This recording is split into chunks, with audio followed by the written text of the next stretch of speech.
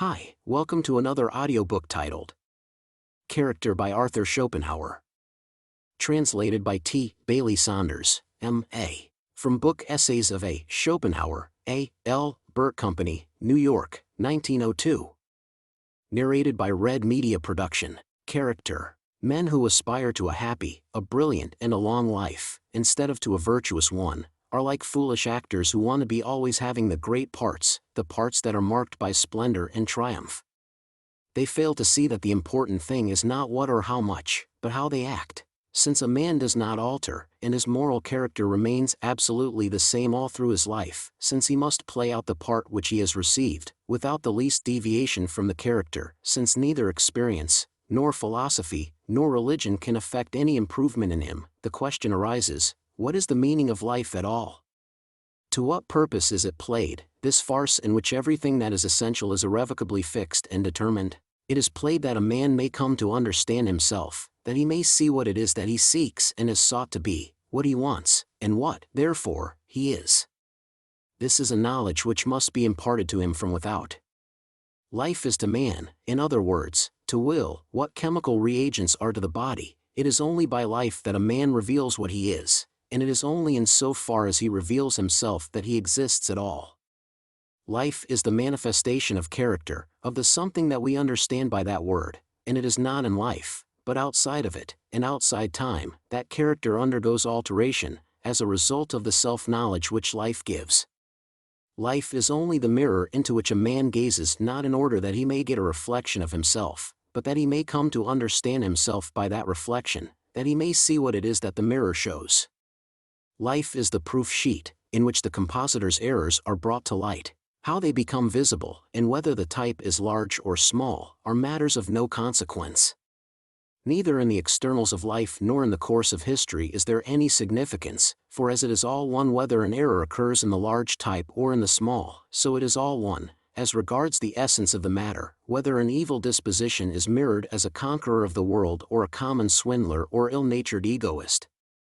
In one case he is seen of all men, in the other, perhaps only of himself, but that he should see himself is what signifies. Therefore if egoism has a firm hold of a man and masters him, whether it be in the form of joy, or triumph, or lust, or hope, or frantic grief, or annoyance, or anger, or fear, or suspicion, or passion of any kind, he is in the devil's clutches, and how he got into them does not matter. What is needful is that he should make haste to get out of them, and here, again, it does not matter how.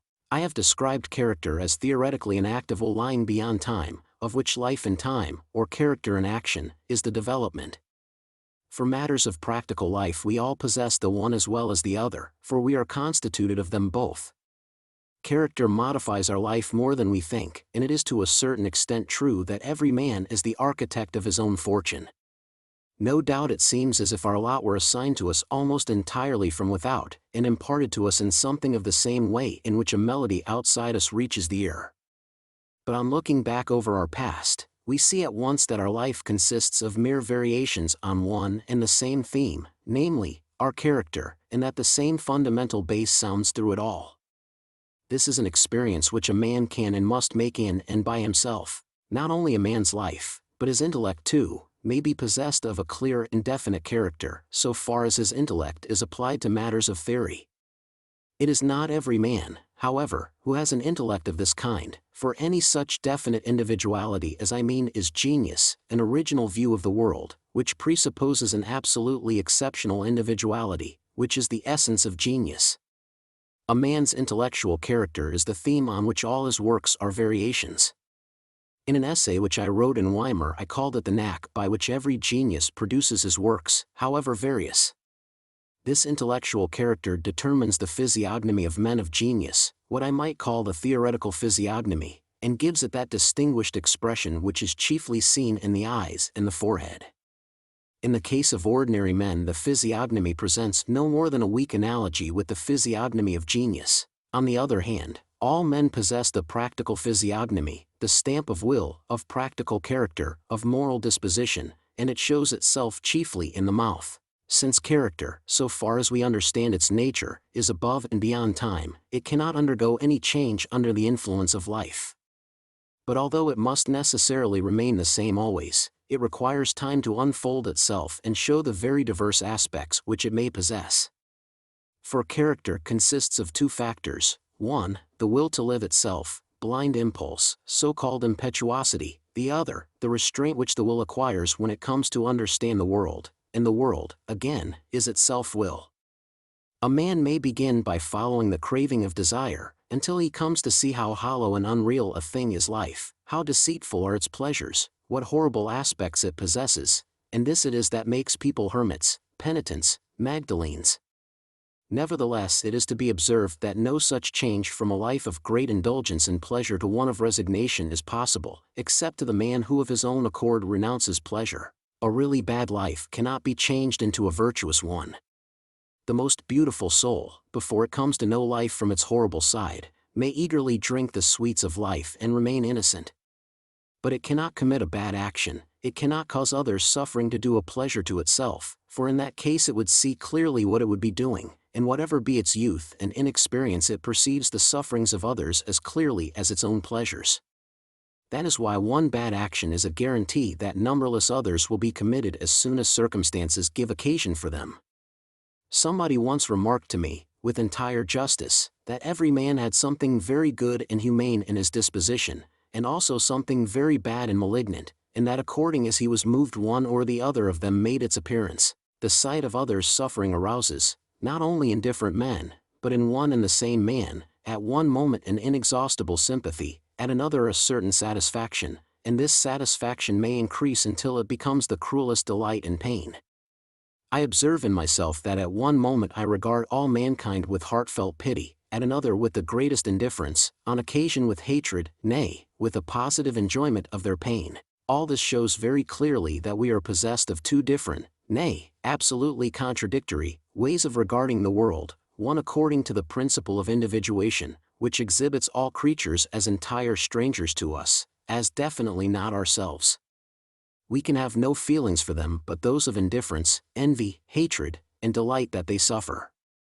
The other way of regarding the world is in accordance with what I may call the tat twam aci, this is thyself principle. All creatures are exhibited as identical with ourselves, and so it is pity and love which the sight of them arouses. The one method separates individuals by impassable barriers, the other removes the barrier and brings the individuals together. The one makes us feel, in regard to every man, that is what I am; the other, that is not what I am. But it is remarkable that while the sight of another's suffering makes us feel our identity with him, and arouses our pity, this is not so with the sight of another's happiness. Then we almost always feel some envy, and even though we may have no such feeling in certain cases, as, for instance, when our friends are happy, yet the interest which we take in their happiness is of a weak description, and cannot compare with the sympathy which we feel with their suffering. Is this because we recognize all happiness to be a delusion, or an impediment to true welfare?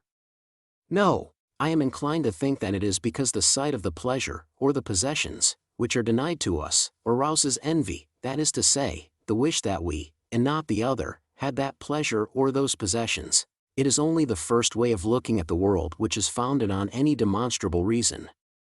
The other is, as it were, the gate out of this world. It has no attestation beyond itself, unless it be the very abstract and difficult proof which my doctrine supplies. Why the first way predominates in one man, and the second in another, though perhaps it does not exclusively predominate in any man, why the one or the other emerges according as the will is moved, these are deep problems.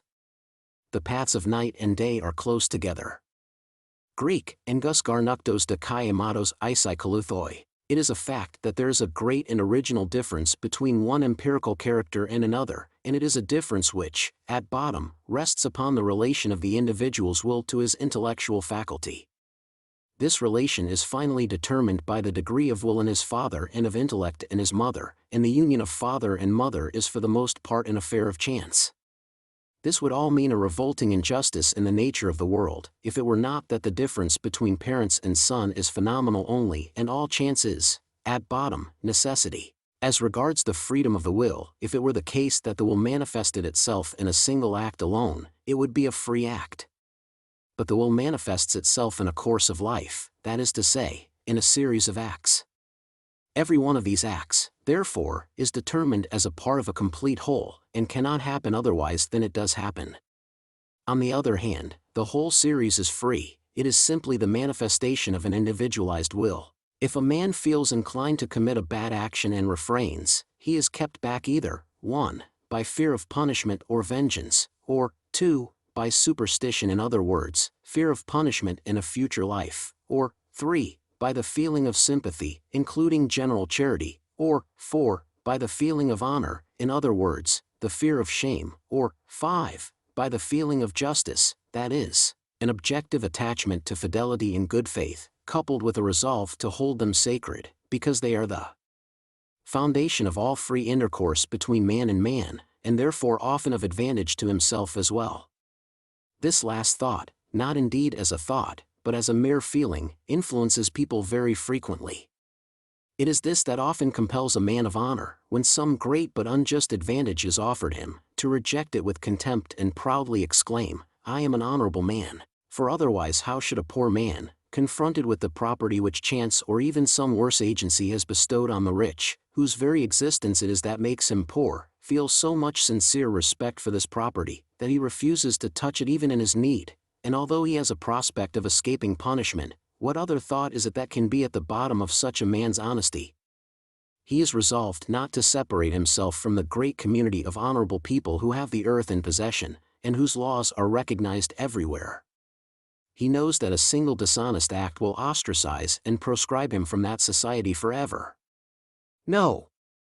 A man will spend money on any soil that yields him good fruit, and he will make sacrifices for it, with a good action, that every action in which a man's own advantage is ostensibly subordinated to another's, the motive is either, 1. Self-interest, kept in the background, or, 2. Superstition, in other words, self-interest in the form of reward in another life, or, 3. Sympathy, or, 4. The desire to lend a helping hand, in other words, attachment to the maxim that we should assist one another in need, and the wish to maintain this maxim, in view of the presumption that some day we ourselves may find it serve our turn.